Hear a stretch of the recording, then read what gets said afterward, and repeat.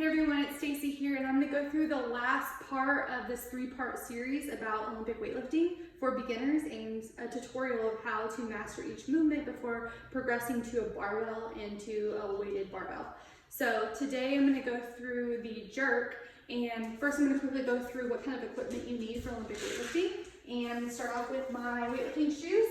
These are Adidas. They're from, I think it's either 2003 or 2004. I can't remember.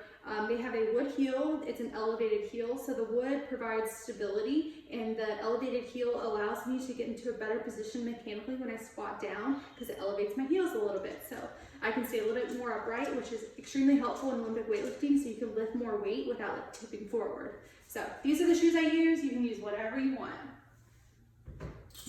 The belt that I use is the hook grip buckle belt. So this is what I use. I only use it for clean and jerk. You can use it for snatch if you want to. And I only personally use it on anything that's above like 85% of my 1 rep max.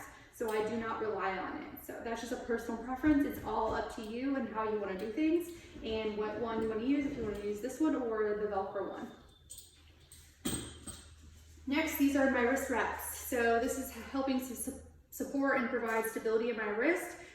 For snatching, clean and jerk, stuff like that. You have wrist extension is an important part of the in range of everything. So you want that bar behind you, so your wrist has to be extended. It's usually stacked bone on bone. So this helps if you have any wrist pain. It helps limit the amount of extension and it provides stability. So get yourself some good wrist wraps. It doesn't matter what brand, this is the brand I use. Next is these wrist straps. Did I say wraps or straps there? I don't even know. Anyways, wrist straps. So these are good for any like heavy pulls, heavy clean pulls, heavy deadlifts, stuff like that.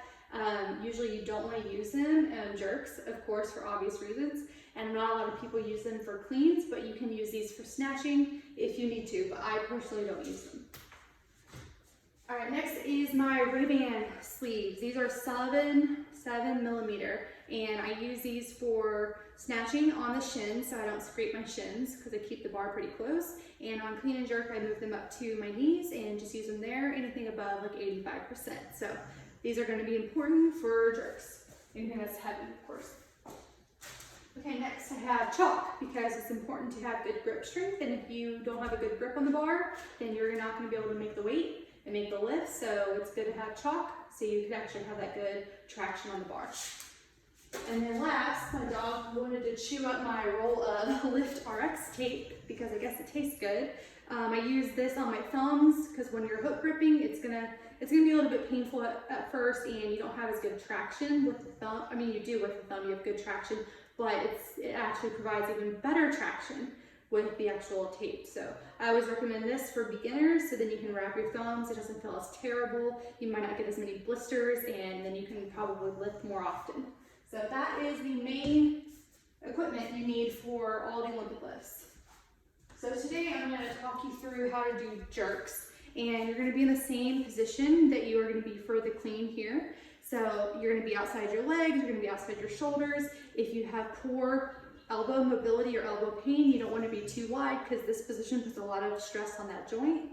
So I would tell people to start about like a little bit outside their shoulders, and so this is going to be the position that you're in, and it's going to be really determined based on your mobility limitations in like the lats and the triceps and the wrist, all of it, and the thoracic spine. So anyways, here is your bar.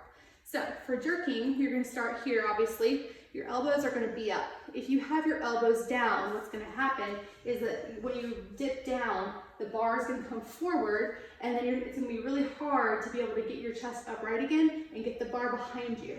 So it's going to be important to keep those elbows up as high as you can. You'll see a lot of people kind of like bounce the bar and like move it up and down so they can get those elbows up a little bit higher and re-rack before they do the jerk. So elbows are starting up. What I like to teach people first is a push press. So you're here, your knees are going to be going outward when you dip down. It's about a quarter of a squat, and then press. And when you press behind you, you want to make sure the bar is getting behind you. You're going to get your head through your shoulders, like through a window to look forward. So it's here, and then once again, those wrists are extended and stacked. Here. Tight shoulders. You want to really be pushing up into the bar. So from the front, it looks like this. It's really hard to hold this. So here, and usually I'm hooking, so I'm like this. And I do that extra little like dip, just be able, like if it's a heavier weight, you want to be able to decelerate the weight down so it's not as like hard on your shoulders. So I always just naturally dip. So here, elbow, you want the bar to be right in this crease of your shoulder. Okay, so the next thing I do is have them do like a push jerk. So here, it's the same dip. Same thing, working on getting the bar behind your shoulders. Move front, like this, elbows up. So it's kind of like you're pushing up and then dropping down. So, like that. And then the next and final step is, Kilo, can you move? Is a split jerk. So you're gonna figure out which leg you wanna be in front.